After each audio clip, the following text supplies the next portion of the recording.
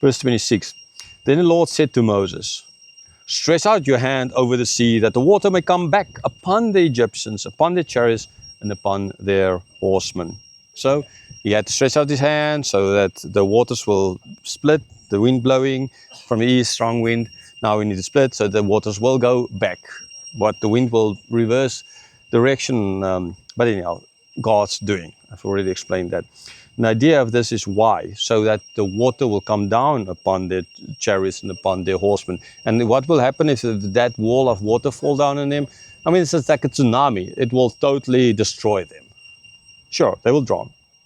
I remember as a child once, there in Jeffreys Bay, South Africa, they have quite big waves there. It's one of the surfing spots for the world where they love to have their world championships and stuff like that. And I remember as a child when this wave broke over me, and I nearly drowned. Why? Because it tumbled me over onto the sand, and it was like being in a tumble dry. You just moved over the sand below. You have no idea where it's up and where it's down. Absolutely. I mean, I had no idea where it's down. I had no idea. I mean, yeah, I felt my body. I'm like, but you're turning the whole time, and with this wave rolling you. That's the experience I want to be reminded of, really. And yes, the same kind of thing will ultimately happen to them if this wall of water is now going to fall over them, upon them. Verse 27. So Moses stretched out his hand over the sea, and the sea returns to its normal course when the morning appeared.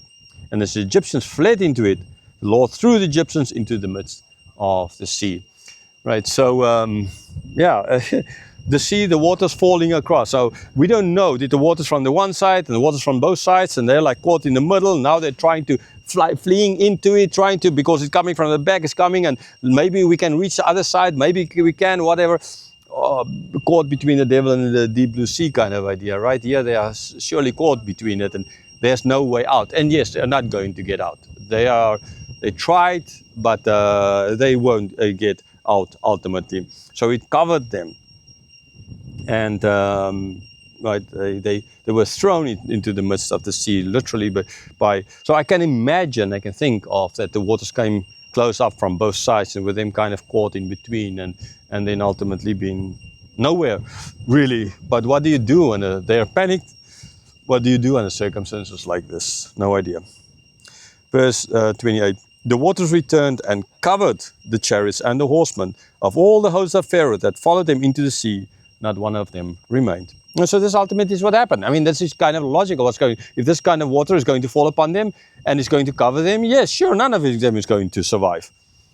They were not deep sea divers. They were not swimmers, and even if they were deep sea divers or swimmers, all of those kinds of things, with this kind of water, you're not going to survive. That mass of those walls collapsing upon you will kill you. That's just that. Not even drowning, it will flatten you. Right, and so yes, they all died. Verse 29.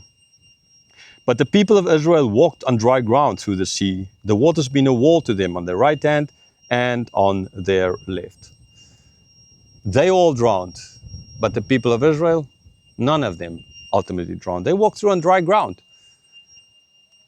Although there was a wall, here's a wall on the right hand and the left. This is my left hand. And if I go stand there, it's like a right hand, but there's a wall over there, right? Kind of like in where we're now standing on this rock here. They went on dry ground. This is a rock. It's dry, okay? But when Pharaoh came over, suddenly this rock turned into something not dry, something that clogged the wheels. And then ultimately, with the water collapsing and then most likely from both sides, and they're just trying to get out, there was no getting out. They all drowned. The Israelites, they got through. And the same kind of thing that happened as well ultimately there when the blood was in the door, and they were saved, but the others, they all lost the firstborn. Verse 30. Thus the Lord saved Israel that day from the hand of the Egyptians, and Israel saw the Egyptians dead on the seashore. So that day again another miracle happened. God saved them. And in the conclusion part, I will speak a little bit more of the political implications of all of this, right? But God saved them that day. Why? They saw, it's like looking down. It's like, but now in this case I'm saying looking down, but looking to the other side of the sea, and you're seeing dead bodies all over the place. Dead horses, dead people, all of that washed out on the other side. That is what they saw. Ultimately, God protecting them, God saving them, God finally set them fully free. Verse 31, Israel saw the great power that the Lord used against the Egyptians. So the people feared the Lord, and they believed in the Lord and his servant Moses.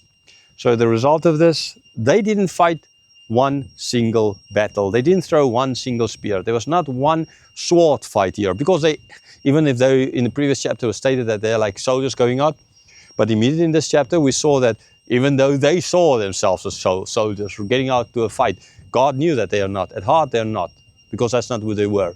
They were too afraid to even go up and fight against the smaller groups. The chance of fighting against Pharaoh would have been absolutely even less than zero, if that is even possible. Okay, and so for all the brave talk of who they were, they in actual fact were nobodies. It's but the grace of God. God fighting for them here, and God destroying, showing his power over the superpower of the day, destroying the strongest army, not just any army, not a few foot soldiers, but the strongest army, the crack force of the Egyptian army, destroyed by God. And that is clearly, in that way, God showed to the Israelites, and their reaction to that is fear. Fear against God. Now we would think, what about all the other stuff before? Didn't they fear God by then? No, it's seemingly, well, it's the other guys could reproduce some of the signs, and maybe they took it for granted, or the fear was there a bit, but not. But now there's a very strong fear. The beginning of the wisdom is the fear of the Lord. How long will this fear last? That is always a question. How long is this going to last? This is then how this chapter ends, with them finally being set free. Okay.